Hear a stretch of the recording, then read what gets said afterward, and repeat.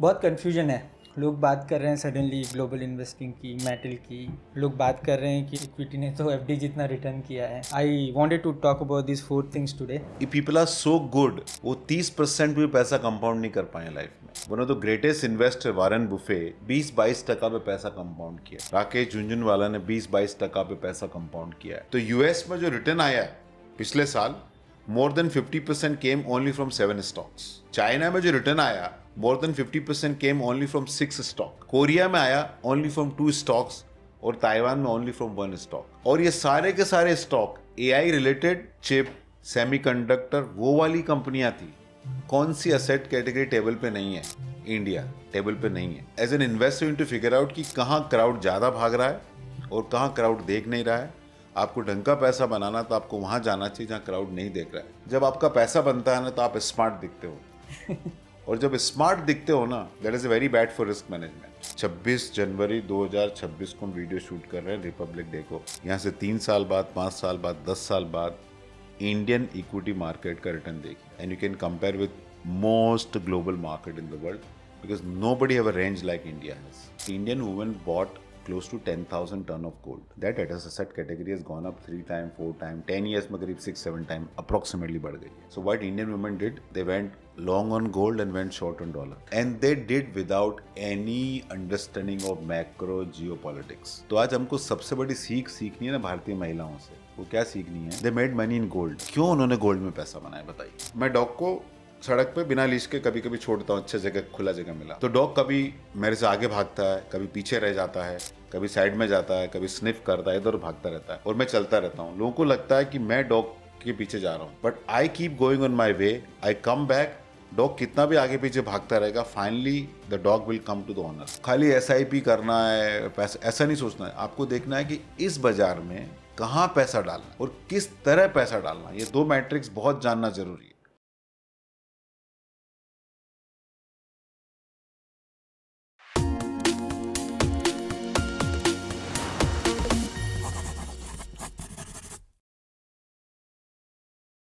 Hello, welcome to another episode of this और that. I am Bharatendra Singh.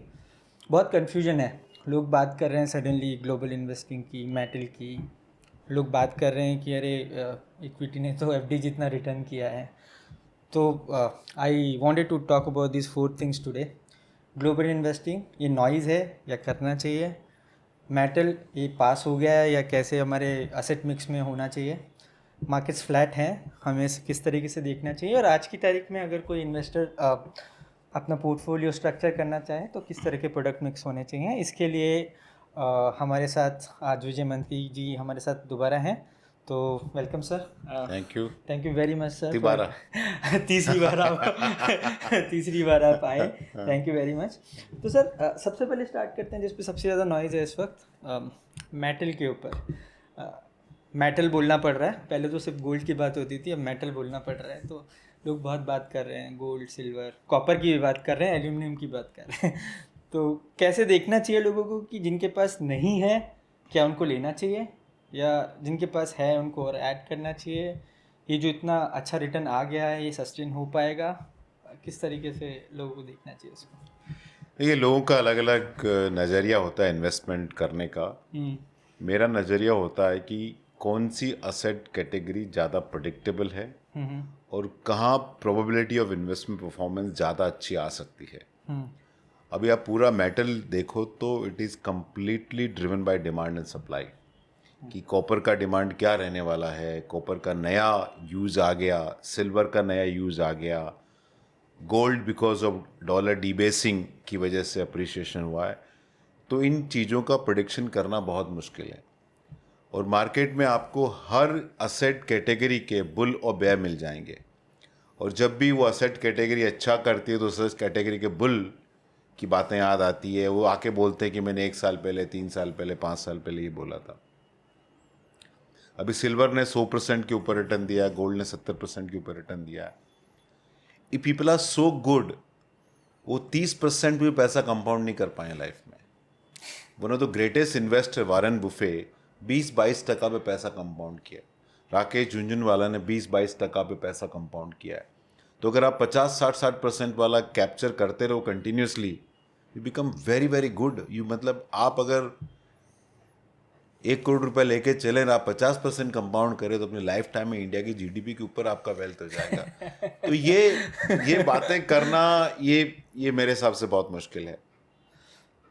क्या होता है, कोई भी एसेट कैटेगरी के अंदर अगर एसेट का प्राइस बढ़ता जाता है और बहुत अच्छे लेवल पे पहुंच जाता है और रीजन दिए जाते हैं कि इसकी वजह से हो रहा है, इसका यहाँ पे यूज है, वहाँ पे यूज है, लेकिन प्राइस जब एक दफ़ा बहुत ऊपर पहुंच जाता है तो उसके अल्टरनेट भी डेवलप होने लग जाते हैं। Alternate become as good as the original. For instance, जब ऑयल प्राइजेस $150 $200 के बात हो गया तो यूएस में frack oil became cost effective. तो ये लोग भूल जाते हैं उस टाइम ऐसा पॉसिबिलिटी है। तो मैं ये देखता हूँ कि कहाँ प्रिडिक्टेबिलिटी ऑफ इन्वेस्टमेंट परफॉर्मेंस सबसे ज़्यादा है। तो सबसे ज़्यादा प्रिडिक्टेबिलिटी ऑफ इन्वेस्टमेंट परफॉर्मेंस है एफडी में, बैंक डिपॉजिट में। आपको मालूम है कि यहाँ इतना पैसा मिल रहा है, but for some people it is a great thing to do. For some people वो पॉसिबल उससे नहीं हो पाता है तो वो इक्विटी की तरफ जाते हैं, रियल एस्टेट की तरफ जाते हैं। वहाँ investment performance are much more predictable. Metals में investment performance is very very difficult to predict. हो सकता है सिल्वर यहाँ से 20% 30% और पहुँच जाए, किसी को पता नहीं है। जिनके पास है उनको क्या करना चाहिए आपको बताऊँ मैं। ट्रिम करना चाहिए मेरे हिसाब से। आपको देखना चाहिए कि एक असेट कैटेगरी का लॉन्ग टर्म एवरेज क्या है। सिल्वर गोल्ड 50 100 150 200 सालों से अलग अलग जगह इस्तेमाल हो रहे हैं, अलग अलग इनकी यूटिलिटी आती रहती है।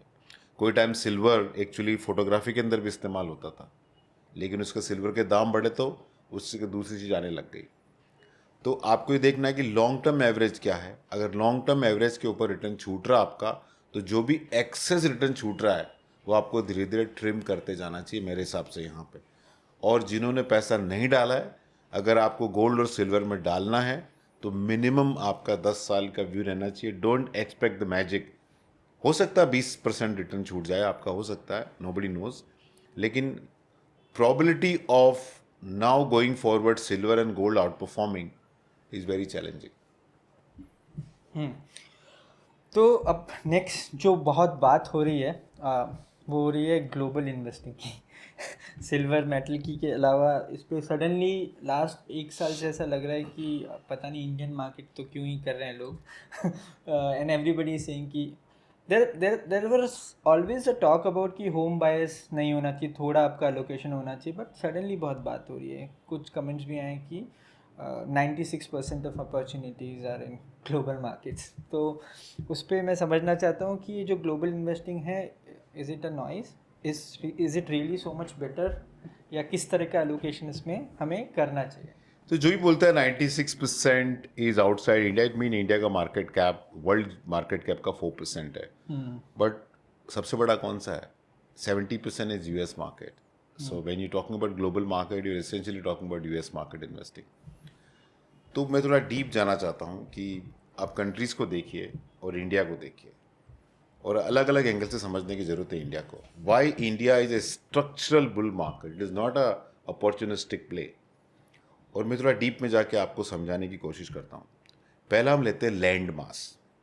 तो सबसे बड़ा land mass geography wise Russia है, but large part is Siberia, nothing grows there. उसके बाद हम ले लेते हैं Canada, large part is frozen.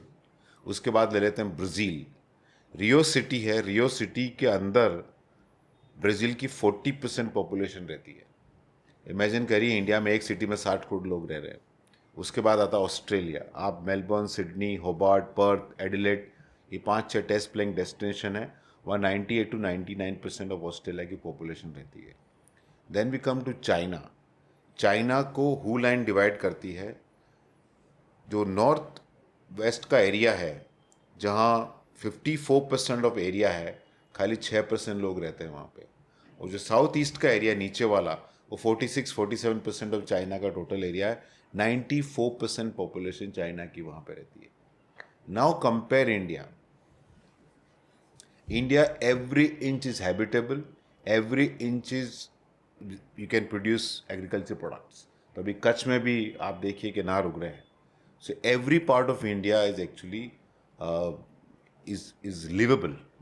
और आप, मैं और उससे कनेक्ट करना चाहूँगा उसके बाद आपसे, जैसे कि पहले हम फ्रूट्स कितने, एवोकाडो, अनार, डेट्स हम इंपोर्ट करते थे, आजकल सारे के सारे इंडिया में काफ़ी बड़ी क्वांटिटी में प्रोड्यूस होने लग गए. Now we come to India as a base. जब हम किसी कंट्री की बात करते हैं तो आप देखिए कि मार्केट कैप कितना है. India is second, third, fourth, depend on which day you look at the biggest market cap. But what is most fascinating is number of listed stocks. आज की तारीख में इंडिया में जो नंबर ऑफ लिस्टेड स्टॉक्स है वो दुनिया में किसी कंट्री में 5,000, 5,500 लिस्टेड स्टॉक्स नहीं है. Germany, various part of the western world, various part of developed world, listed universe actually shrink हो रहा है. इंडिया में लिस्टेड यूनिवर्स बढ़ रहा है. एक तो ये बात अपने को ध्यान में रखनी चाहिए. दूसरा ध्यान में रखना चाहिए कि इंडिया का पॉपुलेशन बेस क्या है. आज यूएस बहुत बड़ा मार्केट है क्योंकि यूएस का पॉपुलेशन 35 करोड़ है. उसके बाद जापान आता बड़े कंट्रीज में 12 करोड़ पॉपुलेशन है. उसके बाद Germany 8 crore, UK 6 crore, Canada का पॉपुलेशन 4 करोड़ है, ताइवान का पॉपुलेशन 2 करोड़ के आसपास है, ऑस्ट्रेलिया का पॉपुलेशन 2.6 करोड़ है, साउथ कोरिया का पॉपुलेशन 5 करोड़ है. व्हेन यू कंपेयर इंडिया, जब आप इंडिया को कंपेयर कर रहे हो बाकी कंट्री से, इंडिया का ज्योग्राफी देखिए, इंडिया का पॉपुलेशन देखिए एंड देन कंपेयर. और यही रीज़न है कि मार्केट इतने सालों तक चले नहीं. चले क्यों, आपको बताता हूँ. अगर आप देखिए पिछले साल का सबसे best performing market was south Korea. लेकिन 2025 में अगर आप खड़े होते तो साउथ कोरिया का एक साल का रिटर्न वॉज -10%. तो 2000, अगर हम जनवरी 2025 में बैठे रहते हैं जनवरी 26 की जगह, तो कोरिया का एक साल का return was 10% negative. Korea has underperformed for many years. Why Korea did exceedingly well? It is not Korea, only few stock did well. तो आरबीआई की फाइनेंशियल स्टेबिलिटी रिपोर्ट आई थी 31 दिसंबर 2025 को. मैंने इसको स्टडी किया. तो अगर आप देखें कि किस मार्केट में रिटर्न कितने स्टॉक से आया है, तो यूएस में जो रिटर्न आया है पिछले साल, more than 50% came only from 7 stocks. China में जो रिटर्न आया, more than 50% came only from 6 stock. Korea में आया ओनली फ्रॉम 2 स्टॉक्स और ताइवान में ओनली फ्रॉम 1 स्टॉक. और ये सारे के सारे stock AI related, chip, semiconductor, वो वाली कंपनियां थी. Just like mega 7 in USA. Even in USA mega 7 में भी Google deliver 66% and Apple deliver 5%, Amazon deliver 6-7% return. तो वहाँ भी बहुत डाइवर्जेंट है. मेगा 7 के अंदर भी जैसे S&P ने 18% रिटर्न दिया, तो out of mega 7 only 2 stock deliver more than 18%. 5 stock is actually under perform. तो ये जो अपॉर्चुनिटी है बहुत कॉन्सेंट्रेटेड है, ओनली इन फ्यू स्टॉक्स है. और दूसरा आपको ये भी देखना है कि इंडिया में निफ्टी 50 ने करीब 10% रिटर्न दिया 2025 में, लेकिन 32 स्टॉक ने पॉजिटिव रिटर्न दिया है. और out of 50 stock, 26 stock of Nifty 50 delivered more than 10% return. And they came from very diverse background. They didn't come from a single background कि टेक ड्रिवन. इवन चाइना जो 29% return दिया है, non tech stock is deliver negative return. So India perform क्यों नहीं किया? क्योंकि एक थोड़ा वैल्यूएशन एलिवेटेड था, एफआई को लगा. दूसरा अर्निंग ग्रोथ का थोड़ा चैलेंज है because post Covid earning grew dramatically and India outperform for 5, 7, 10 years. तो वो दूसरा रीजन था. और तीसरा रीजन था कि इंडिया का एआई स्टोरी कुछ भी नहीं था. तो पीपल थॉट कि इंडिया का एआई स्टोरी नहीं, इसलिए Indian market is not lived up to expectation. But Nifty level पे 10% is not bad. But investor के ऑन पोर्टफोलियो पे बड़ा चैलेंज है, उसके बारे में हम बात कर सकते हैं. तो अगर आप इंटरनेशनल इन्वेस्टिंग की बात करें तो आपको ये देखना है कि जो kind of opportunity Indian market gives, no other market give that kind of opportunity. और इसका एक बहुत सिंपल इलिस्ट्रेशन है. यूएस के अंदर S&P 500 has out perform small cap significantly. India में स्टोरी अलग है. स्टोरी अलग क्योंकि इंडिया में opportunity mid and small cap में बहुत ज़्यादा बढ़ी है क्योंकि various sector of the economy participate. Taiwan, 68% of Taiwan market is just semiconductor industry. South Korea electronics and semiconductor. China same, state enterprises 40%, 50% of the market. Same with Russia, same with Brazil, metal and all that. और US is completely dominated by tech companies. और लोगों को लगता है कि take के बाहर दुनिया कुछ भी नहीं है. तो मेरे हिसाब से आज किस असेट कैटेगरी के बारे में लोग सबसे कम बात कर रहे हैं? सो आई टेल यू ऑयल. कोई इसके बारे में बात ही नहीं करना चाहता है। कौन कौन सी असेट कैटेगरी टेबल पे नहीं है? इंडिया टेबल पे नहीं है। So as an investor to figure out कि कहाँ क्राउड ज़्यादा भाग रहा है और कहाँ क्राउड देख नहीं रहा है। आपको ढंग का पैसा बनाना तो आपको वहाँ जाना चाहिए जहाँ क्राउड नहीं देख रहा है। हमने करीब 1-1.5 साल पहले शूट किया था वीडियो, और हमने उस टाइम बोला था कि मिड एंड स्मॉल कैप में पैसा नहीं डालना चाहिए, ठीक है। लेकिन कोई इन्वेस्टर उस टाइम सुनने को ही तैयार नहीं था। सब बोलते थे कि मैं लॉन्ग टर्म इन्वेस्टर हूँ, क्या फ़र्क पड़ता मंत्री जी, मैं 10 साल का इन्वेस्टर हूँ, मैं तो SIP करता रहूँगा। तो जब आपका पैसा बनता है ना तो आप स्मार्ट दिखते हो, और जब स्मार्ट दिखते हो ना, that is very bad for risk management. तो कोई भी ढंग का इन्वेस्टर है ना, when is making lots of money, he get more and more scared because that should not dull his mind. तो आज जहाँ बड़ा पैसा बन रहा है, मेरा रिक्वेस्ट इन्वेस्टर है कि एक्सपोजर ट्रिम करिए and look at asset category which is not delivered. So in मेरे हिसाब से आज हम बोल रहे हैं, आप 26 जनवरी 2026 को हम वीडियो शूट कर रहे हैं रिपब्लिक डे को। मैं आपको बोल रहा हूँ, यहाँ से 3 साल बाद, 5 साल बाद, 10 साल बाद इंडियन इक्विटी मार्केट का रिटर्न देखिए, and you can compare with most global market in the world because nobody have a range like India has. Population है 5 करोड़, 2 करोड़, 3 करोड़, और अभी तो हम खाली $2800 पर कैपिटा पे हैं। जब ये 3, $3.5, 4, $5,000 का पर कैपिटा इनकम हो जाएगी तो इंडिया की कहानी एकदम अलग होगी। और सबसे खूबसूरत बात इंडिया के बारे में क्या है कि India disappoint both optimist and pessimist. तो ये इंडिया, लेकिन इंडिया प्रोग्रेस करता रहेगा, ये मेरा पर्सनल ओपिनियन। और एक SL राव करके बहुत अच्छे इकोनॉमिस्ट थे, उन्होंने बहुत अच्छा बोला इंडियन इकोनॉमी के बारे में, इंडिया में रिफॉर्म के बारे में। The Indian reforms are like a walk of a drunk man. वो 2 कदम आगे चलता है ना तो 1 कदम साइड में चलता है, 1 कदम लेफ्ट में, 1 कदम राइट में, 1 कदम पीछे चलता है। तो 1 कदम बढ़ने के लिए उसको 5 कदम लेने पड़ते हैं। तो ऐसा बड़ा नॉइजी दिखता है, बड़ा हैपेसेट दिखता है, बड़ा अनऑर्गेनाइज दिखता है, but there is a method in the madness. तो सर एक आर्ग्यूमेंट और है ग्लोबल इन्वेस्टिंग की सपोर्ट में, is that rupee is getting weaker and weaker in terms of dollars की, मतलब अभी 91 हो गया है और भी ऊपर जाएगा। तो एक अच्छा लोकेशन होना चाहिए उसको मैनेज करने के लिए। तो इस लाइक ये ठीक है आर्ग्यूमेंट या इसको? काफ़ी हद तक नहीं, काफ़ी हद तक ठीक है, लेकिन करेंसी को पहली बार डिप्रिशिएट नहीं हुआ है। ये आर्गुमेंट तब वैलिड होता है जब Indian market was rocking and other markets are not performing, then you should look at diversification.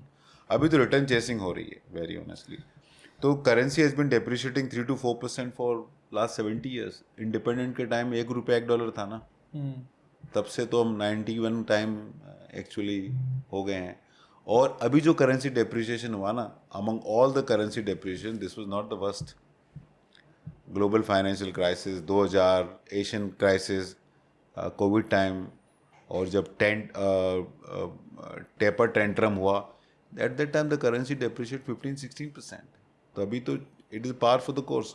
और very simply the currency will keep, आप कोई कितना भी बात कर ले, एक सिंपल मैथमेटिक्स है, अगर हमारा इंपोर्ट एक्सपोर्ट से ज़्यादा रहेगा तो करेंसी का क्या होगा? It could be supported by remittances, which our hard-working people send from abroad. There's one. Second, FPI flows and FDI flow. पिछले साल क्या हुआ 2025 में, खासकर 24 और 25 में, कि FI ने पैसा निकाला, बट बड़ा पैसा FDI का जो पुराना इन्वेस्टमेंट था वो IPO के थ्रू, फॉलो ऑन ऑफर के थ्रू बाहर गया, मतलब ऑफर फॉर सेल के थ्रू बाहर गया। इसलिए अपना FDI एकदम फ्लैट या नेगेटिव दिख रहा है। That is the main reason. लेकिन आज मैं आई वाज रीडिंग समथिंग, तो ग्लोबल कंपनीज के CEO से पूछा गया कि in which country your investment would be higher. I am not talking about portfolio manager जो हार्ड असेट रखते हैं, प्लांट लगाते हैं, ब्राउन फील्ड लगाते हैं, ग्रीन फील्ड लगाने वाले हैं, where they are going to put bodies on the work. The highest allocation was in India and much better than 2025.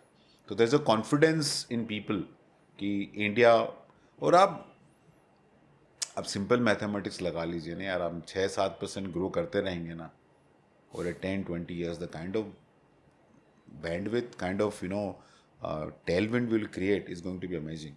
तो मेरे हिसाब से बहुत राइट समय है, एक्यूमुलेट करना चाहिए इंडियन एसेट को राइट नाउ। सो सर, ये आपकी बात समझ में आ रही है, but in terms of allocation आपको क्या लगता है between the silver metal, gold and global equity, कितना होना चाहिए नहीं होना चाहिए लोग? देखिए, वो पहला सवाल है कि कहाँ पैसा डालेंगे आप। हम्म। ग्लोबल इन्वेस्टिंग के अंदर कहाँ पैसा डालेंगे, हम्म। कौन सी कंट्री में डालेंगे? इमर्जिंग मार्केट में डालेंगे, चाइना में डालेंगे, हांगकांग में, south Korea, Brazil, Latin America, US में, यूरोप में, कहाँ डालेंगे पैसा? ये बहुत बड़ा फैक्टर है जानने के लिए। और अगर आप यूएस ग्लोबल मार्केट को देखें, वेरी इंटरेस्टिंग ऑब्जर्वेशन है कि यूएस मार्केट में आप टेक को निकाल दें तो यूरोपियन मार्केट के जो non tech stocks they have done better than the stocks of US market. तो आप कहाँ पैसा डालेंगे? और अल्टीमेटली आपका पर्पज़ क्या है? आपका पर्पज़ है इन्फ्लेशन के ऊपर पैसा बनाना, आपका पर्पज़ है कि आपको वेल्थ को ग्रो करना है, आपका पर्पज़ है कि स्ट्रक्चर तरीके से इन्वेस्टमेंट होना चाहिए। तो इंडिया में 10 साल, 15 साल, 20 साल, 25 साल, 30 साल का डेटा अवेलेबल है म्यूचुअल फंड्स का, पीएमएसएस का, एआईएफ का बहुत अभी लंबा डेटा हो गया अवेलेबल।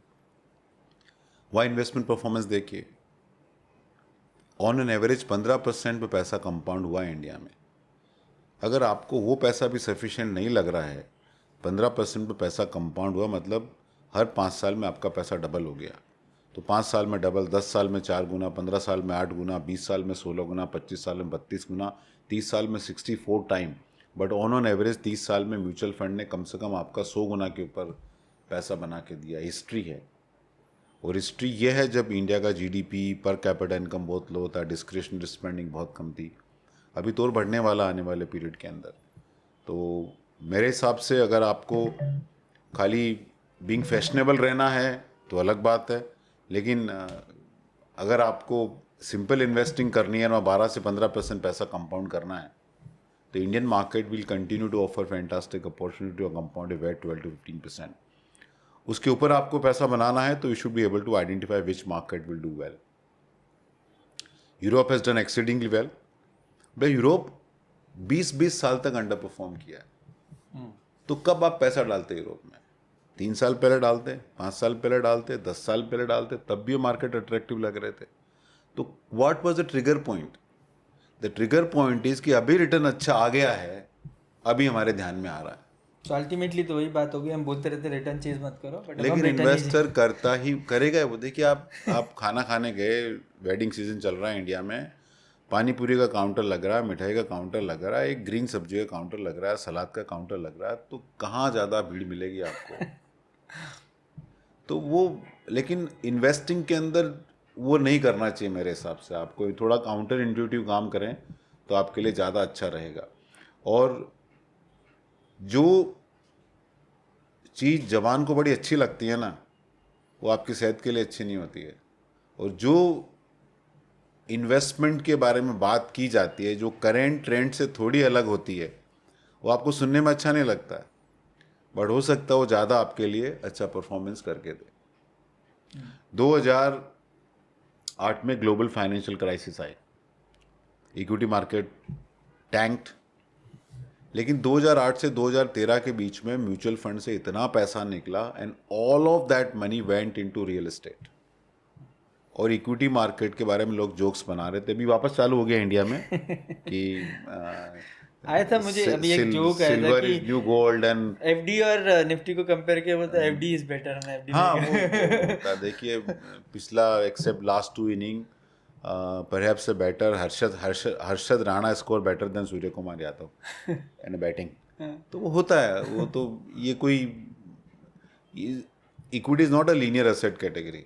और जब मीम बनना चालू हो जाते हैं, जब सोशल मीडिया पे वीडियो आने लग जाते हैं, लोग मजाक उड़ाना चालू कर देते हैं ना, वो सही टाइम एक्यूमुलेट करने का। पीपल गिव अ सिग्नल कि भाई सब अबेंडन कर रहे हैं, and this is where the smart money moves, where the smart money moves. आपने प्रॉफिट कमा लिया तो profit doesn't stay there, profit move to some other places. This how the smart money work, कि आप यहाँ अच्छा पैसा बना लिया ना, तो वो मूव होता है कहीं दूसरी जगह देखने के लिए। और काफ़ी रिटेल इन्वेस्टर वो बेबी को होल्ड करके रह जाते हैं। तो मेरे हिसाब से तो 8 से 2013-14 के बीच में रियल एस्टेट इतना ज़बरदस्त कर रहा था कि लोग म्यूचुअल फंड से इक्विटी से पैसा निकाल निकाल के इतनी बड़ी बड़ी प्रॉपर्टी खरीद ली और सारे झमेले कर लिए। और ये रिपीट होता रहेगा कंटिन्यूस बेसिस पे। इसलिए जो डिसिप्लिन आदमी है ना, वही पैसा बना के निकलेगा इक्विटीज़ में। स्मार्ट आदमी पैसा बना के नहीं निकलेगा, क्लेवर आदमी पैसा बना के नहीं निकलेगा। जो सबसे ज़्यादा डिसिप्लिन है ना, आप बिल्डिंग में है अपनी, एक अंकल सुबह या कोई भी आदमी सुबह 1 घंटा वॉक कर रहा है, नॉर्मल एक्सरसाइज कर रहा है, और एक आदमी जो 1 जनवरी को आके एकदम जोश में एक्सरसाइज करता है, मेंबरशिप लेता है, सारे इक्विपमेंट ट्राई कर लेता है, लेकिन वो सस्टेन नहीं कर पाता है। और जो अंकल है आराम से ढंग से वॉक कर रहे हैं, एक्सरसाइज कर रहे हैं, हल्की फुल्की कर रहे हैं, जो रेगुलर है, किसका हेल्थ ज़्यादा अच्छा रहेगा? ये रेगुलर है उसके अच्छा है। सो लेकिन रेगुलरिटी है, डिसिप्लिन है, सिंप्लिसिटी है, उसको हम लोग पसंद नहीं करते। हमको ऐसा लगता है कि हम थोड़े बेवकूफ़ से आदमी हैं कि इतनी सिंपल बात कर रहे हैं, हमको कुछ एक्सोटिक चीज़ चाहिए। भाई वो आप फैशन में ट्राई करिए ना। जैसे मैं सिंपल हूँ कि घर में जो कपड़ा दिखता है पहन लेता हूँ। अब काफ़ी लोग होते हैं कि उनको वो समय लगाते हैं किस कैसे अपने आप को ड्रेस करें। अब आपको डिसाइड करना है कि आपकी कॉग्निटिव एबिलिटी आपको कहाँ कहाँ इस्तेमाल करनी है। तो हमारा सिंपल है कि संडे को अगले 6 दिन का कपड़े रख देता हूँ, उस हिसाब से पहन के चले जाते हैं। तो I spend my time and energy where I think I can create bigger impact in life. तो वो उसमें सिंपल रहना। लेकिन हर किसी को ये सिंप्लिसिटी किन्हीं के लिए ये मस्ती करना, होशियार साबित होना। आज से 3-4 साल पहले सोचिए, मैं किसी भी VCPE के पास, किसी भी HNI के पास जाता था ना, सब VCPE इन्वेस्टमेंट की बात करते थे, स्टार्टअप की बात करते थे, कंज्यूमर टेक, फिनटेक, सब की बात करते थे। आज सारे क्लाइंट के पोर्टफोलियो में वो सारे हैं, लेकिन कहीं पैसा नहीं बन रहा है। लेकिन 3 साल पहले, 4 साल पहले क्या ट्रेंड था? मैं एक बहुत बड़े फैमिली ऑफिस के जो main person run the family office, उनसे मिला था। करीब 8-10 हज़ार करोड़ की उनकी वेल्थ है। तो वो मुझे बता रहे थे कि विजय देख, मेरा ना बहुत जगह इन्वेस्टमेंट है, सब जगह, लेकिन मैं सारा इन्वेस्टमेंट एक साथ रखूं, it doesn't even beat the balance advantage funds return over 10-20 years period. और यहाँ से अगर मैं NSE निकाल दूँ ना, तो it drop down to liquid level, और वहाँ लिक्विडिटी भी नहीं है। ये बहुत बड़ा चैलेंज है। तो ये चीज़ें आपको मेरे हिसाब से देखनी चाहिए। इंडिया में फिक्स इनकम में ज़बरदस्त अपॉर्चुनिटी, सपोज आप AIF की तरफ जाओ, प्राइवेट क्रेडिट की तरफ जाओ, ऑफिस रेंटल यील्ड प्रॉपर्टीज़ की तरफ जाओ, रीट्स की तरफ जाओ, वो आपको AIF के थ्रू मिल रहा है। वहाँ आपको 10-12% विद वेरी लो वॉलेटिलिटी पैसा बन रहा है, लेकिन उसकी तरफ कोई देख नहीं रहा अभी। तो मेरे हिसाब से प्राइवेट क्रेडिट आप देखो, 12% आपको फिक्स इनकम मिल रहा है, 11.5-12%। आप रीट जैसा प्रोडक्ट को AIF के थ्रू लो, डायरेक्ट मत लो, बिकॉज एक सिंगल रीट्स का एक्सपोजर लेने के बजाय group of REITs and InvIT लो, तो वहाँ आपको 12% के आसपास, उससे भी ऊपर रिटर्न मिल रहा है कंसिस्टेंट बेसिस पे। ऑफिस यील्ड अपॉर्चुनिटीज़ है, जहाँ ऑफिस यील्ड है 8%, रेंटल यील्ड है प्लस 5% एस्केलेशन है, लेकिन यहाँ बहुत कम लोग ध्यान दे रहे हैं। सारा ध्यान कहाँ जा रहा है कि जहाँ एक्साइटमेंट किधर है, और इन्वेस्टिंग के अंदर एक्साइटमेंट इज़ वेरी इंजूरियस। वैसे तो आपने डेटा पॉइंट के साथ में और बहुत तरीके से इंडियन मार्केट को सपोर्ट करा है। एक ग्रुप है, कम्युनिटी ग्रुप है, जिसमें I am part of that group. तो उसमें it's specifically for global investing. तो उस पर आपका किसी ने पुराना एक वीडियो शेयर किया था, जहाँ पे आपने एग्जांपल दिया हुआ है कि US में 7 या 8 स्टॉक्स हैं जिन्होंने रिटर्न दिया है। तो उस पर कमेंट किसी ने किया कि this person sells in India, so he will only talk about India, why will he talk about global equities? तो कुछ आप उस पर बोलना चाहते हैं? नहीं, देखिए, मैं तो बेचता हूँ, मैं बेच के पैसा कमाता हूँ, तो it is a matter of pride for me, it is not a matter to feel defensive about it. क्योंकि कोई भी आदमी कोई एंटरप्राइज करता है स्वार्थ के लिए करता है, और स्वार्थ ही सबसे बड़ा परमार्थ है। क्योंकि आप जब बोलते हो कि मैं बिना स्वार्थ के कुछ करता हूँ तो फिर आपके ऊपर कोई बाउंड्रीज नहीं होती है। एक इरावती कर्वे ने बहुत अच्छी किताब लिखी थी, युगांत, इज़ अबाउट महाभारत। उसमें भीष्म का कैरेक्टर था, उसको उन्होंने डिफाइन किया कि भीष्म ने बोला कि whatever I am doing for Hastinapur, मेरा पर्सनल इंटरेस्ट कोई नहीं है। तो उन्होंने जिस तरह की अंबालिका को किडनैप कर लिया, आई एम डूइंग फॉर दिस, उन्होंने जो जो काम किए हैं, एट अ पॉइंट मतलब वो बहुत डिफिकल्ट हो गया, बिकॉज जब आप बोलते हैं कि I am doing for other purposes, I am doing for other people, I am not doing for me, तो उसमें क्या है कि you are not subject to any jealous scrutiny, आप उससे बाहर निकल जाते हो, फिर आप कुछ भी कर सकते हो। तो जिसका कॉमर्शियल इंटरेस्ट होता है ना, मेरा जो एक बहुत इंटरेस्टिंग किस्सा सुनाता हूँ। मेरा क्लाइंट था, बहुत बड़ा HNI था। फाइनली उसने 3-4 साल के बाद उसने मुझे पैसा दिया और मैं उनसे मिलता था रेगुलरली। तो उन्होंने मुझे बोला, मंत्री जी, बोला सर आप मुझे पैसा नहीं देते तो मैं आपसे मिलता रहता था, मैं आपको एडवाइस करता रहता था, क्योंकि मुझे आपसे मिलना अच्छा लगता है, बिकॉज आपसे मुझे सीखने को मिलता है। तो उन्होंने बहुत इंटरेस्टिंग बात की, बोला मंत्री जी अगर मैं आपको पैसा दूंगा ना, आप कमाएंगे ना, तो I can held you accountable. आप खाली ज्ञान देंगे, उसकी कोई अकाउंटेबिलिटी नहीं रहेगी मेरे लिए। तो पहला तो ये बात। दूसरा, इंटरनेशनल इन्वेस्टिंग में भी हमको कमाने को मिलता है। I can offer GIFT City product to my client, I can offer AIF to my client which invest in international investing, और वहाँ एक्चुअली ज़्यादा कमाई है। I can offer direct stocks, वहाँ कमाई है, कहीं कमाई की कमी नहीं है, तो मैं वो भी कर सकता हूँ। बट मेरे को ये डिसाइड करना है, मेरे को कोई भी ग्लोबल इन्वेस्ट, मुझे ये डिसाइड करना है कि where is the higher probability of generating return over next 10 year. मेरे को 1-2 साल देखना ही नहीं है, तो वहाँ इंडिया दिखता है मुझे। ठीक है, तो इसको before we move on to the next topic, एक डेटा पॉइंट की मैं बात करना चाहता हूँ, अगर आपके पास है वो data readily available.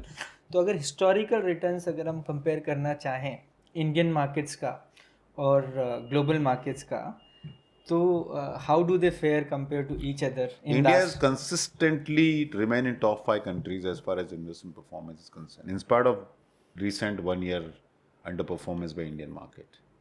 Consistently. The only 2 market or 3 market over a 10-20 years period compete with India is USA and Taiwan. But Taiwan is a small tiny country driven by semiconductor. अगर वो कुछ हो गया तो क्या करोगे? सपोज कल China ने कुछ कर दिया तो क्या होगा ताइवान पे? सो आपको ये चीज़ें समझ, सपोज आज ऑयल के ऊपर, suppose let's take oil, suppose oil start shooting up and you believe let's go on by Venezuela before the Trump did anything. Suppose आप एक्सपोजर लेते, क्या होता आपका? So the kind of risk, people don't understand the kind of risk you carry in these kind of small tiny countries is humongous. वो risk India के अंदर नहीं है। forget about anything else, Pakistan out perform India, तो क्या करोगे आप? पाकिस्तान ने इंडिया को आउट परफॉर्म किया भाई। और तो इंडिया, मैं आपको एक और डेटा पॉइंट देता हूँ बहुत इंटरेस्टिंग इंडिया के बारे में। We often compare with China, okay. 5 south के स्टेट प्लस उनकी 3 union territory, Andaman Nicobar, Lakshadweep and Puducherry, western state particularly Gujarat, Maharashtra and Goa and Haryana, इन स्टेट्स का GDP growth is equal to China for 5-10 year period. बोलिए, ठीक है। अभी let's assume the big state like West Bengal, UP and Bihar start doing as well as, then the India's GDP will explode. Or UP is already on the way to becoming a much bigger, as far as you see Noida is doing exceedingly well. Okay, तो अगर वो हुआ तो फिर आप India का GDP देखिए क्या लीप एंड। और हम क्या होता है कि अभी करंट सिचुएशन को हम बहुत ओवर एस्टिमेट करते हैं, लगता है कि इसका सोल्यूशन ही नहीं है। तो मैं आपको एक डेटा पॉइंट बताता हूँ। जब से मैंने होश संभाले, जब थोड़ा इकोनॉमी और मार्केट के बारे में पढ़ना चालू किया, तो हमको एक चीज़ सिखाई जाती थी कि Indian markets are economy is too much dependent on oil, कि ऑयल प्राइस में कुछ हुआ तो इंडिया का रुपया टूटेगा, सब बातें होती थी। आजकल कोई ऑयल की चर्चा ही नहीं करता है। पेट्रोल के दाम 100 रुपये के ऊपर है, 110 हो गया, कोई बात ही नहीं हो रही है। अपने आपस में बात ही नहीं होती। पहले एजिटेशन होते थे। Why this happen? Indian economy का ऑयल इंटेंसिटी जबरदस्त गिर गया है। और कैसे आपको बताता हूँ मैं। जब इंडिया का इकोनॉमी $1 ट्रिलियन था, $1 ट्रिलियन, तब हम 900 मिलियन बैरल हर साल इंपोर्ट करते थे। उसके बाद इंडिया का GDP $3.5 to $4 ट्रिलियन USD के अंदर हुआ है, मतलब INR में तो बहुत ज़्यादा बड़ा उससे मुकाबले। वो 900 मिलियन बैरल से हम खाली 1700 मिलियन बैरल आए हैं। तो GDP 3.5-4 गुना बढ़ा है, लेकिन ऑयल इंपोर्ट डबल भी नहीं हुआ है। और उसका रीज़न क्या है? ये मैजिक से नहीं हुआ है। I give 5-6 reason. Number 1, FASTag. Number two, octile removal. Number three, better quality of highways. Number four, rural electrification.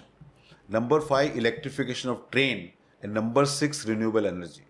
इन छोटे छोटे 6 स्टेप्स की वजह से इंडिया का oil intensity actually has completely disappeared. आपको वही चीजें देखने को मिलेगी बाकी सेक्टर ऑफ द इकोनॉमी के अंदर. ओके, आज हमको लगता है कि इनसरमाउंटेबल. ऐसा नहीं है. India has a great ability to change itself, manoeuvre. आज देखिए मार्क कैनरी जो कनाडा के प्राइम मिनिस्टर, उन्होंने बहुत अच्छा स्पीच दिया है वर्ल्ड इकोनॉमिक फोरम में, and the speech went viral. Lot of people appreciated कि बहुत अच्छा स्पीच दिया है. ये सारी चीज़ें बहुत अच्छी है, बट इंडिया ने क्या किया पिछले 6-7 महीने में? Put its head down and work very hard. No comments from prime minister, no vain glory. Nut and bolts वाला काम कर रहे हैं हम लोग. तो India will do exceedingly well, और उसके लिए हमको सिर्फ एक आदमी का धन्यवाद देना है, वो है mister Donald Trump. Whether he will make America great or not, but definitely he will make India great again. और मैं आपको ये बोलता हूँ, आप इस मेरे वीडियो को सेव करके रखिए. 1 साल बाद देखेंगे, 3 साल बाद देखेंगे, 5 साल बाद देखेंगे. तो फिर इस पे नेक्स्ट पॉइंट सीधा आते हैं हम लोग इंडियन मार्केट्स पे. They been flat for last 1 year. भाई ठीक है, हम थियोरेटिकली बोल सकते हैं लॉन्ग टर्म है, बट जो लोग हिस्टोरिकली इन्वेस्ट कर रहे हैं उनके लिए ठीक है. लेकिन सपोज करो किसी ने साल भर पहले इन्वेस्ट किया या 1.5 साल पहले इन्वेस्ट किया, वो तो डर जाता है. लाइक मतलब आई डोंट एडवाइज प्रोफेशनली और एनीथिंग, बट हाँ कोई पूछता है तो बोलता है यार मैं तो इसमें कर रहा हूँ, you can explore this fund. फिर वो कर लेते हैं, फिर बोलते हैं अरे यार आपने बताया था फंड मुझे, ये तो मैं तो नेगेटिव में चला गया. ऐसा नहीं कि बहुत बड़ा इन्वेस्टमेंट किया है. 5,000 रुपये का सपोज किसी ने SIP किया और 5,000 का 5,900 भी हो जाता है तो बोलते तुमने क्या बताया यार मेरे को, राइट. तो I want you to tell a way to think about this कि वैसे आपने बोला कि इक्विटी इज़ नेवर लीनियर, ठीक है, but for these people how should they look at it कि अभी मार्केट फ्लैट है, व्हाट नेक्स्ट, क्या होने वाला है? सो 2-3 ways. वाई एक डॉलर अप्रिशिएट हो रहा है, रुपी डेप्रिशिएट हो रहा है, उसके ऊपर बहुत इंटरेस्टिंग डेटा पॉइंट आपको बोलता हूँ मैं पहले. उसके बाद मैं आपको उससे लिंक एक बात बताऊँगा. पिछले 10 सालों में I think Indian currencies depreciate 30-40%. Okay, but Indian women bought close to 10,000 ton of gold. That asset category has gone up 3 time 4 time 10 years में करीब 6-7 टाइम अप्रोक्सीमेटली बढ़ गई है. So what Indian women did, they went long on gold and went short on dollar. And they did without any understanding of macro geopolitics. तो आज हमको सबसे बड़ी सीखनी है ना भारतीय महिलाओं से. वो क्या सीखनी है? They made money in gold. क्यों उन्होंने गोल्ड में पैसा बनाया, बताइए? क्योंकि उनको वही एक एसेट क्लास समझ में आती है, उसको अक्यूमुलेट कर रहे हैं वो लोग. उन्होंने कोई व्यू नहीं लिया. एसेट क्लास समझ में आती है और उसमें हर लेवल पे इन्वेस्ट किया, और इन्वेस्टमेंट किया with the intent net not to sell. कोई भी फैमिली में jewellery is the last thing which get sold because it's too personal. Okay, तो उससे हम क्या सीख सकते हैं? पहले एसेट कैटेगरी की अंडरस्टैंडिंग लेके आओ, डीप अंडरस्टैंडिंग लेके आओ, how it works, why it works the way it works. Gold ने भी 5-5 साल रिटर्न नेगेटिव दिया. कोई सवाल किया क्या? कोई शादी में गए, ज्वेलरी, तूने 5 लाख का सेट लिया, अभी 5 लाख का वैल्यू है, क्या फायदा हुआ तेरा सेट लेके? कोई बात नहीं करेगा ना. इक्विटी में सारा ज्ञानबाजी होता है. क्या आप FD में पैसा डालते हो तो व्यू लेते हो इंटरेस्ट रेट पे? क्या आप इंश्योरेंस में पैसा डालते हो, व्यू लेते हो इक्विटीज पे? क्या रियल एस्टेट पे पैसा डालते हो, रियल एस्टेट पे व्यू लेके पैसा डालते हो? तो जहां भी आपका पैसा बना है, वो पैसा सिर्फ एक कारण से बना है, आपकी लॉन्ग टर्म होल्डिंग एबिलिटी से, and your ability to go through the challenges in that asset category. Now come to equities. Equity में बहुत सिंपल लॉजिक है. इक्विटी का मतलब हिंदी में होता अंश, हिस्सा. तो जब आप इक्विटी ओन करते हो तो आप बिजनेस में हिस्सेदार बन जाते हो, और जब हिस्सेदार बन जाते हो तो एक उस प्रॉफिट का, उस बिजनेस का हिस्सा आपको रेगुलरली मिलता रहता है ग्रोथ के साथ. इक्विटी किस तरह परफॉर्म करता है? इक्विटी शॉर्ट टर्म में कोई भी कारण हो सकता है, जियोपॉलिटिकल, स्पेकुलेशन, FII, ये वो, बट इक्विटी में पैसा बनता है अगर अर्निंग ग्रोथ आई तो। इंडिया में 93 से लेके 2025-26 के डेटा अवेलेबल है। जीडीपी 13% के आसपास एक्सपांड हुआ है, सेंसेक्स कंपनी का ईपीएस 13% के आसपास एक्सपांड हुआ है, और मार्केट का टोटल रिटर्न 13.5% के आसपास रहा। ये 30 साल का डेटा है। आप इसको 5 साल के रोलिंग, 10 साल के रोलिंग, 15 साल के रोलिंग, 20 साल के रोलिंग पे भी निकाल सकते हो। तो इक्विटी में एक ही चीज़ मैटर करती है कि अर्निंग, और अर्निंग कहाँ से आएगी? अगर इंडिया का जीडीपी बढ़ेगा। क्योंकि जीडीपी क्या है? आप और मैं जो कंज्यूम कर रहे हैं वो प्रोडक्ट है, उसमें बहुत सारे लोग, लिस्टेड कंपनियां होती है, तो आपका अगर खर्चा बढ़ रहा है तो कोई कमा रहा है, तो उसमें बहुत सारी लिस्टेड कंपनियां मिल जाती है। बाकी सारी कहानी बाजी है। जैसे आज मेरे को काफ़ी क्लाइंट बोलते हैं, अरे सिक्योरिटी मार्केट तो एफआई चलाता है, सट्टेबाजी होती है, फंड मैनेजर बदमाशी करते हैं, एलआईसी ने खरीद लिया इसलिए हो गया। अभी एलआईसी की बात आजकल कम हो गई है, एफआई की बात भी कम हो गई है, पहले बहुत होती थी। अभी बात म्यूचुअल फंड की हो गई। हाँ। और कुछ बॉम्बे में बैठे लोग बदमाशी कर रहे हैं। ये मैं जब निफ्टी 1000 पे था ना, तब से सुन रहा हूँ, और सबसे 26 हो गया। मेरा डॉग है, उसको मैं वॉक पे लेके निकलता हूँ, तो मैं डॉग को सड़क पे बिना लीश के कभी कभी छोड़ता हूँ, अच्छे जगह, खुला जगह मिला तो डॉग कभी मेरे से आगे भागता है, कभी पीछे रह जाता है, कभी साइड में जाता है, कभी स्निफ करता है, इधर भागता रहता है, और मैं चलता रहता हूँ। लोगों को लगता है कि मैं डॉग के पीछे जा रहा हूँ, but I keep going on my way, I come back. Dog कितना भी आगे पीछे भागता रहेगा, finally the dog will come to the owner, वो मेरे साथ ही आएगा बाद में। तो I am like the earnings and the dog is like equity market. ये तो भागता रहेगा, but ultimately it will chase the owner, it will chase the earnings. आप कोई भी, अगर कोई आपका पॉडकास्ट सुन रहा है, वो किसी भी लिस्टेड कंपनी से अपना रिलेशनशिप एस्टेब्लिश कर ले। वो एचयूएल का टूथपेस्ट इस्तेमाल कर रहे हैं, उन्होंने एचडीएफसी से हाउसिंग लोन लिया है, उन्होंने कोई कंपनी में खुद काम कर रहे हैं, काम किया हो, या किसी कंपनी के स्टॉकिस्ट हैं, डीलर हैं, 4-5 कंपनी के निकाल लें कुछ भी, उन कंपनी का 20 साल का मार्केट कैप देख ले और 20 साल का शेयर प्राइस ग्रोथ देख ले, it will be like identical. Short term में equity will always remain volatile, तो आपको जब भी एलोकेशन करना है इक्विटी में, always have a minimum 10 year views. 10 year के नीचे आपका इक्विटी में व्यू नहीं होना चाहिए। If you can't on equity for 10 year, don't hold it for a 10 minute.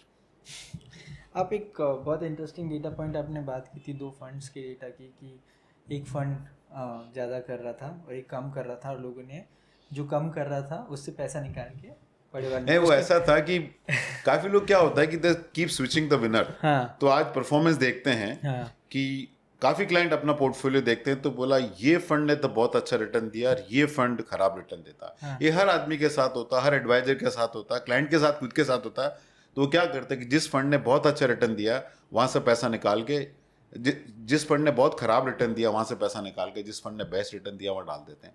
तो मेरे किसी ने सवाल किया था 2023 में, तो मैंने ऐसे डेटा निकाला। आई टुक 2 फंड हाउसेस, ए फंड हाउसेस जिनका 5 साल का CAGR 20% था, और बी फंड हाउस का 5 साल का CAGR 12-10% के नीचे था, 1 साल, 3 साल, 5 साल। तो जो ए फंड है which was outperforming significantly, B fund underperform कर रहा था।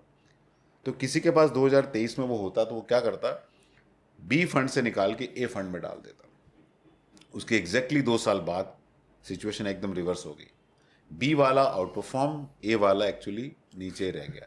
तो इन्वेस्टर करता रहता है, दे keep chasing the hot and. तो JP मॉर्गन ने यूएस में एक बहुत इंटरेस्टिंग रिपोर्ट निकाली थी, उन्हें 20 साल के करीब डेटा दिए थे कि metal, debt, equity, international equity, bond, सब असेट कैटेगरी में लिए और इन्वेस्टर का रिटर्न निकाला। सारी असेट कैटेगरी का रिटर्न है, इन्वेस्टर का रिटर्न एक्चुअली बॉटम में है।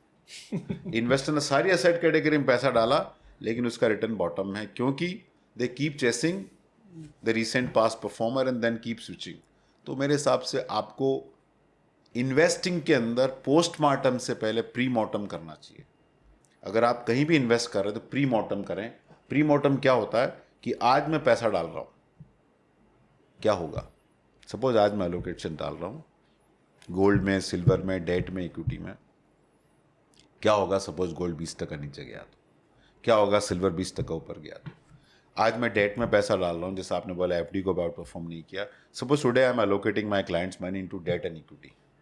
मैं क्लाइंट को बोलता हूँ डेट में 6% आएगा, इक्विटी में लॉन्ग टर्म में 12 से 15% आएगा. अब देखिए क्या होता है एक साल बाद, सपोज इक्विटी 20% बढ़ा तो क्लाइंट क्या बोलता है, डेट में क्यों डाल दिया, 6% ही आ रहा है. सो आपको प्री मॉर्टम करना है कि व्हाट इफ. वो करके जाएंगे ना तो आपको डिसअपॉइंटमेंट बहुत कम होता है, लेकिन वो इंसान की फितरत नहीं है करना. We always assume the best case scenario. वो तो बहुत क्लियर है. आप जितना जो भी बिहेवियर के ऊपर अगर आप डेटा पॉइंट के थ्रू या क्वालिटेटिव भी देखेंगे तो लोग तो रिटर्न ही चेज कर, अल्टीमेटली तो यही कोशिश कर रहे हैं कि मुझे बेस्ट रिटर्न कहाँ से मिल जाए.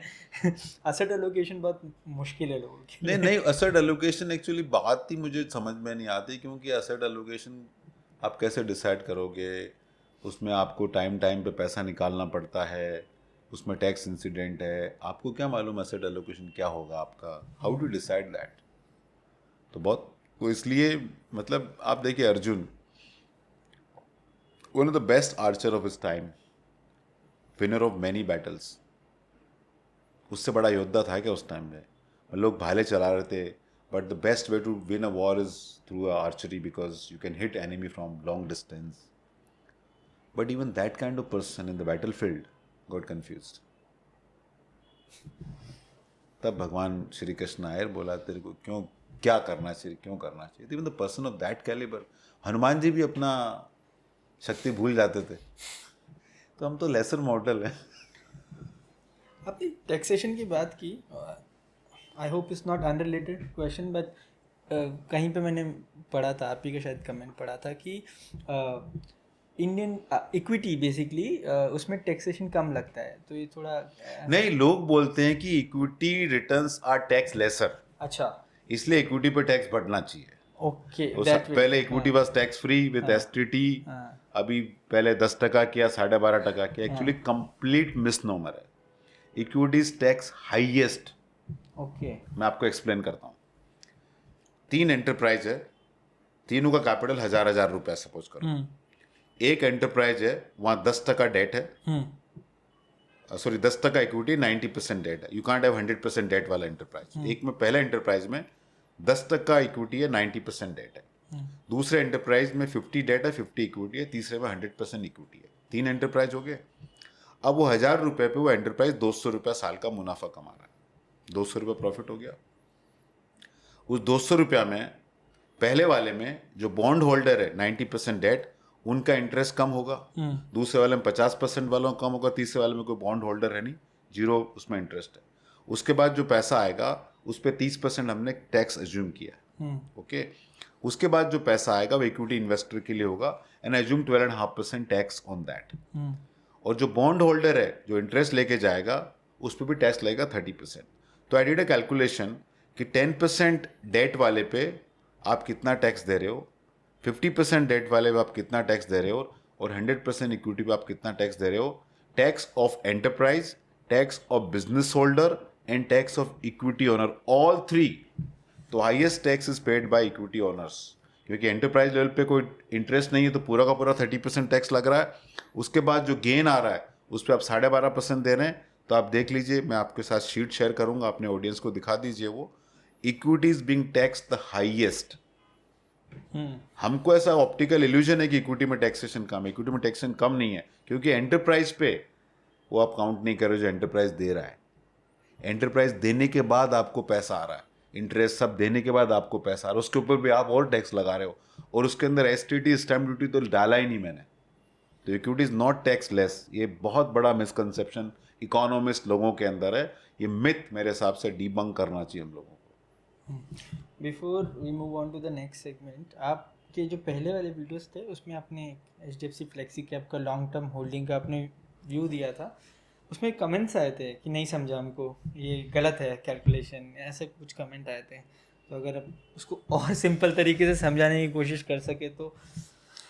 इसको हम रूपी कॉस्ट एवरेजिंग बोलते हैं. Why SIP does magic to your portfolio. तो जैसे HDFC इक्विटी फंड का सपोज 5 साल पहले का एक NAV है, 10 साल पहले का, 15 साल पहले का, 20 साल पहले का, 25 साल पहले का और 30 साल पहले का NAV है. वो हमने NAV लिया.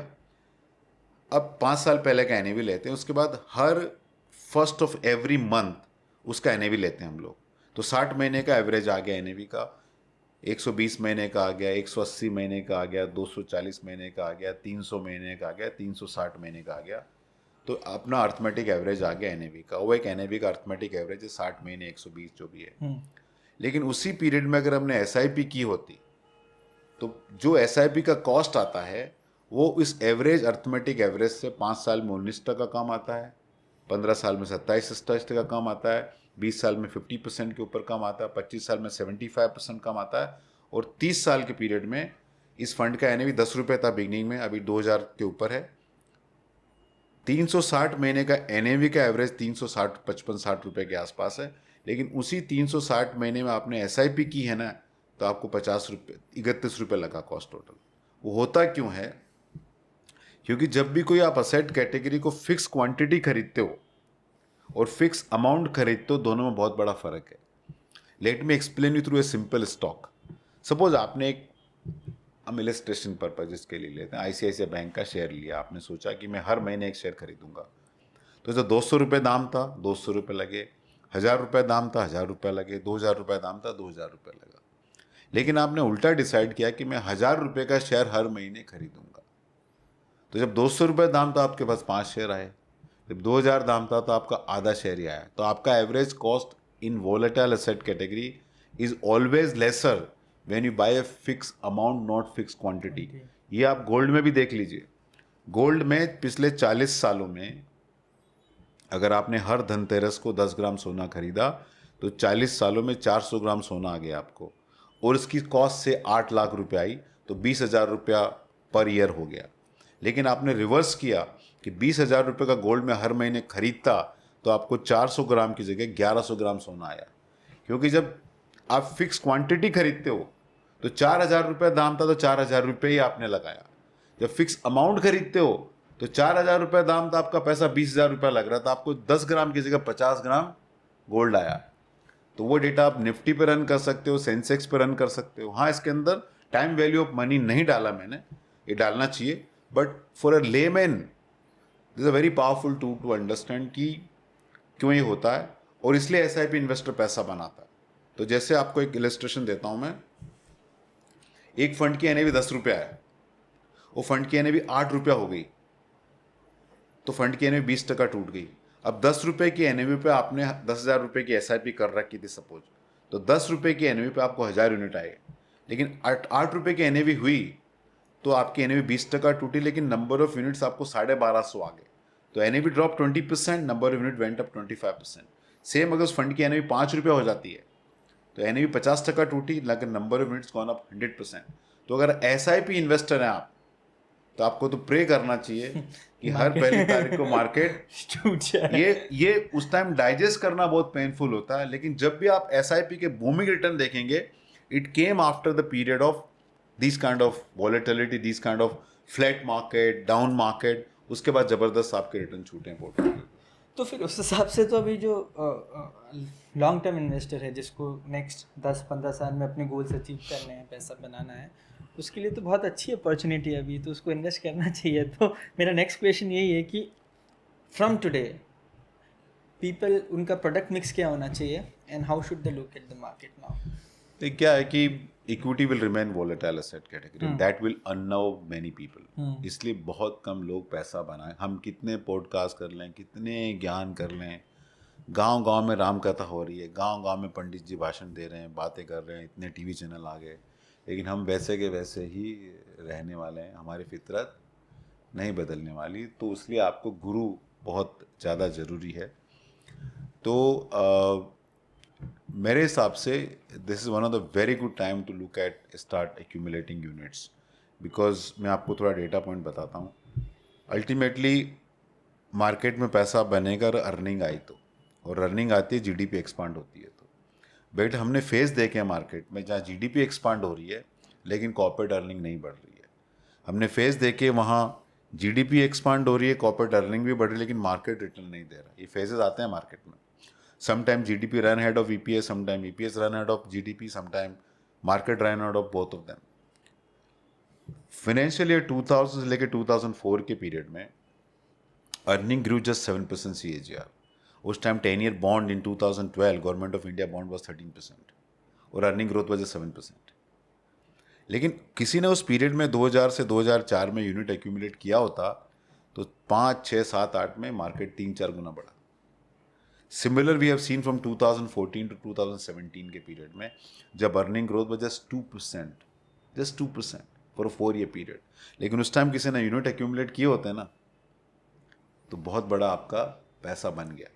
तो इक्विटी इन्वेस्टिंग के अंदर ये वॉलेटिलिटी डाइजेस्ट करना जब तक आप नहीं सीख पाओगे आपका इक्विटी में पैसा कभी नहीं बन सकता. इक्विटी में आपकी जर्नी वॉलेटिलिटी के थ्रू ही है, वो कोई उपाय नहीं है. If you can't stand negative return in equity, ये एसेट कैटेगरी आपके लिए है ही नहीं.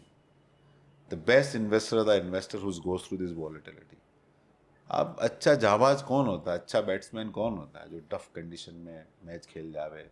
अच्छा योद्धा कौन होता है जिसके महाराणा सांगा को बोलते थे 84 घाव उनके शरीर पे थे. तो घर में बैठ के तो आदमी योद्धा नहीं होता ना. तो वहाँ शरीर पे ब्लड था, यहाँ पोर्टफोलियो में ब्लड रेड दिखेगा, रेड से ही आपका ग्रोथ. और मेरे हिसाब से कोई उपाय नहीं है. तो इन्वेस्टर को एक्यूमुलेट करना चाहिए, बिल्कुल भी घबराना नहीं चाहिए. इंडिया का स्ट्रक्चरल बुल मार्केट है, ये 1-2 साल का, और ये पहली बार नहीं हुआ है और न लास्ट टाइम होने वाला है. लेकिन क्या होता है, पास्ट डाउन टर्न हमको अपॉर्चुनिटी दिखता है और जो प्रेजेंट डाउन टर्न हमको लगता है कि यहाँ दुनिया ख़त्म होने वाली है. कोविड में भी ये दिख रहा था कि अभी दुनिया ख़त्म हो जाएगी. ग्लोबल फाइनेंशियल क्राइसिस में हुआ, टेक बूम में 2000 के अंदर हुआ कि अभी तो एरोप्लेन क्रैश हो जाएंगे, दुनिया ख़त्म होने वाली, बॉम्बे ख़त्म हो जाएगी. कुछ ऐसा हुआ. अभी लगता है कि ट्रम्प ये कर देगा, यहाँ अटैक हो जाएगा, ये वार हो जाएगा, वो वार हो जाएगा. आप देखिए पिछले 1.5-2 साल में कितना नेगेटिव न्यूज़ आया. एक तरीका देखने का भी है कि एफआई ने $19 बिलियन का माल बेचा है. जनवरी में 20-25 हज़ार करोड़ रुपए निकाल के गए हैं. उसके बाद भी निफ्टी ऑल टाइम हाई से कितना नीचे है. वही इतना सेलिंग 2008 में हुआ तो मार्केट 60% गिरा था. इससे भी कम $15 बिलियन का सेलिंग हुआ था 2008 में, तब मार्केट 60% गिरा था.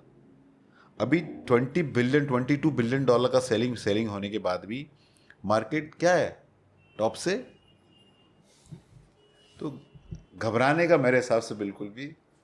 ये वाला पॉइंट रिस्की नहीं है कि अगर एफ पैसा निकाल रहे हैं और प्रमोटर्स अपना शेयर्स बेच के जा रहे हैं और पैसा सिर्फ जो आ रहा है वो रिटेल इन्वेस्टर का आ रहा है, एसआईपी इन्वेस्टर का आ रहा है, तो ये रिस्क है. इसको किस तरीके से देखना चाहिए? देखिए आप, let's look at the offer for sale and fresh money. That ratio is actually 50-50. More than 50% is actually fresh money than offer for sale. Okay. The money is gone. Second, you need to see कि जो पैसा raise हो रहा है as a percentage of total market cap है. Absolute number देखने का मतलब क्या है, जब इंडिया का मार्केट कैप $1 ट्रिलियन था तब 1 लाख करोड़ रुपया, 2 लाख करोड़ रुपया लोग बेच रहे थे. अभी 4 से 5 ट्रिलियन डॉलर है, तब 4 लाख करोड़ बेच रहे हैं. You to see in that context. Okay. और इक्विटी मार्केट तो वही है, it move money from impatient to patient. तो ये आईपीओ आते रहेंगे, प्रमोटर बेचते रहेंगे. लेकिन जिस भी प्रमोटर ने 20 साल में ढंग का माल बेचा, ढकी कंपनी का माल बेचा ना, वो खुद ही दुखी है क्यों बेच दिया मैंने, because the companies run exceedingly well. तो मैं न तो इस चीज़ को देखता हूँ. दूसरा आप देखिए कि मैंने 2012 से 2024 एंड तक एफआई का डेटा निकाला है. तो 2012 से 2024 के पीरियड में एफआई ने करीब 3 लाख करोड़ के आसपास माल बेचा. I don't remember the exact number, आपको शायद शेयर कर दूंगा. और डीआई ने 8 लाख करोड़ के आसपास माल खरीदा. उस पीरियड में निफ्टी 3.5 गुना बढ़ा है. तो कौन पैसा बनाए. और देखिए FI is not a homogeneous group. They are some FI who has emerging market allocation. कोई हेज फंड होते हैं, उनका अलोकेशन अपॉर्चुनिस्टिक हो सकता है. लेकिन जो स्ट्रक्चरल इंडिया बुल है वो तो अपना एक्चुअली अलोकेशन बढ़ा ही रहे हैं मार्केट में. तो वहाँ अभी आप देखिएगा जब 6 महीने 1 साल के अंदर क्या सिचुएशन वापस टर्न होती है. तो ये तो एसआईपी तो कल्चर, और हम बोलते हैं कि रिटेल इन्वेस्टर, ये सारा डिबेट इक्विटी पे क्यों होता है भाई. टोटल इक्विटी में नेट इनफ्लो पिछले साल में 3.5 से 5.5 करोड़ लाख के आसपास आया, टोटल आया है। एमएमआर रीजन में 3 महीने में 60,000 करोड़ का रियल एस्टेट बिक गया, खाली एमएमआर रीजन में। Have you seen property going up 12% every year? देखा आपने क्या? वहाँ हल्ला नहीं हो रहा, 5-5, 10-10, 20-20 करोड़ के घर बटे हैं, पोर्टफोलियो में अलोकेशन 5 का इक्विटी का, वहाँ सारी ज्ञानबाजी हो रही है। तो मेरे हिसाब से थोड़ा नॉइज ज़्यादा है, और यही कारण है कि काफ़ी कम लोग इक्विटी में से पैसा बना के निकल पाते हैं, और बहुत कम लोग हैं जो लॉन्ग टर्म टिकते हैं, और टिकेंगे भी नहीं। इसलिए हम लोग ज़्यादा अच्छा पैसा बनाते हैं, क्योंकि हम वी स्टे डिसिप्लिन। तो लास्ट फाइनल क्वेश्चन, तो Indian markets are good, great, data कहता है equity is going to be volatile always. अगर आपको उससे डर लगता है तो आपको उसमें इन्वेस्ट करने की ज़रूरत नहीं है, ठीक है। तो एक फाइनल एसेट मिक्स के बारे में अगर मैं बात करना चाहें, तो जो लोग नहीं डरते हैं और जो लोग इस बात में बिलीव करते हैं और इस डेटा को ट्रस्ट करते हैं, उनका कैसे रहना चाहिए एसेट मिक्स? क्योंकि लास्ट फाइनल क्वेश्चन ये है कि अभी अदर देन और इसको इस तरीके अदर देन मेटल और ग्लोबल इन्वेस्टिंग, लोग बात करें मल्टी एसेट करो, तो आपको क्या लगता है उसके बारे में फाइनली? देखिए, ये मैं आपको आंसर देने की कोशिश करूंगा, लेकिन उसके पहले बताना चाहता हूँ कि इसका कोई सिल्वर बुलेट आंसर नहीं हो सकता, क्योंकि सपोज कोई बहुत एक्सीडिंगली ओवरवेट आदमी है, उसका डाइट अलग होता है, उसका वर्कआउट अलग होगा, उसको रनिंग की नहीं बोल सकते, because it can create pressure on the knee and other part of the body, तो आपको दूसरी एक्सरसाइज सजेस्ट करोगे आप, उसका डाइट अलग रहेगा। somebody 70-80 kgs and relatively okay, then आप उसके लिए दूसरी चीज़ बताओगे। somebody इज अंडरवेट, तो आप उसके लिए दूसरी चीज़ बताओगे। तो आज पहला आपको देखना है कि क्लाइंट का पोर्टफोलियो कैश फ्लो कितना प्रोडिक्टेबल है, सबसे पहला क्राइटेरिया वो होता है। If your cash flows are more predictable then you can be long term investor. Second, आपको देखना है कि क्लाइंट जब मार्केट डिफिकल्ट फेज के थ्रू गुजरता है तब वो क्या रिएक्ट करता है, ये बहुत इंपॉर्टेंट है जानना। Behaviour can not be tested, data can be back tested, behaviour can never be back tested. तो आपको वो क्लाइंट का एक्चुअल बिहेवियर देखना है। मैं खुद देखा 1-1.5 साल पहले सब मिड एंड स्मॉल कैप में आके बोल रहे थे, मंत्री जी आप अलोकेशन क्यों नहीं दे रहे हो? मैं बोला हमारी समझ के बाहर है वो है।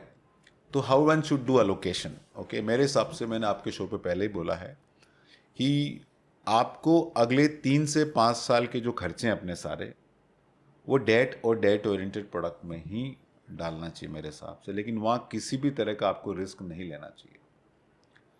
उसके ऊपर का पैसा आपको इक्विटी में डालना चाहिए, हाइब्रिड में डालना चाहिए, balance advantage fund, debt and equity fund, and then 7 साल के ऊपर का पैसा आपको इक्विटी में डालना चाहिए।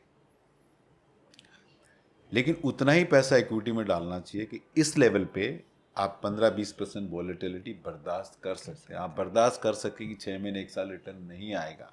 अगर वो आप बर्दाश्त नहीं कर सकते हैं तो आपके लिए इक्विटी एसेट कैटेगरी है ही नहीं। You can't afford that category, that category is too expensive for you to afford. तो वो आपको इस चीज़ का ज़रूर ध्यान देना चाहिए। और आपको खाली SIP करना है, पैसा ऐसा नहीं सोचना है। आपको देखना है कि इस बाज़ार में पहली बात कहाँ पैसा डालना है, सबसे पहला कहाँ पैसा डालना है और किस तरह पैसा डालना है, ये 2 मैट्रिक्स बहुत जानना ज़रूरी है। तो कहाँ पैसा डालना है, हमारे हिसाब से भी फ्लेक्सी कैप, और सबसे पेनफुल है अभी फार्मा। पिछले 10 साल का फार्मा इंडेक्स का रिटर्न सिंगल डिजिट के नीचे है, सिंगल डिजिट है, 6% 7% है। Nobody is talking about it. BFSI segment है, manufacturing India will do exceedingly well over the next 5-10। जो जिसको बोलना बोलने दो, manufacturing India will do exceedingly well. अलग अलग इंडस्ट्री के हम डेटा देख रहे हैं। तो इन थीम में आप पैसा डालें, लेकिन कहीं भी पैसा एक साथ नहीं डालें। 6 से 12 महीने की STP करें, ढंग का प्लान बनाएं, प्री मॉर्टम करें कि क्या गलत हो सकता है, ऐसा हुआ तो मैं क्या करूँगा। आपको खुद को ये market doesn't carry on it, only you carry on it. So don't get mad at the market. If you are not making money, you just go to one place only, and that place is stand in front of mirror and ask this question: am I good enough for equity? Thank you sir, thank you very much. Like always बहुत मज़ा आया आपसे बात करके। Thank you sir.